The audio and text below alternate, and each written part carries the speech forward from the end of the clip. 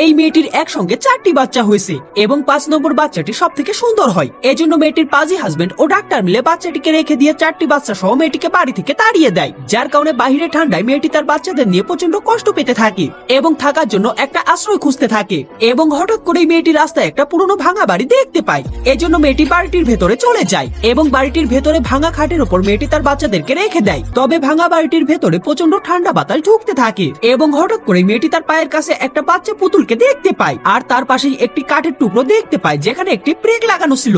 তাই মেয়েটি বুদ্ধি করে তার হাতের আংটিটিকে খুলে ব্রেকটির সঙ্গে ঘষে আগুন জ্বালিয়ে বাড়িটির ভেতরে থাকা পুরনো চুলাটিতে দিয়ে দেয়, যার কারণে ঘরটি ধীরে ধীরে গরম হতে থাকে।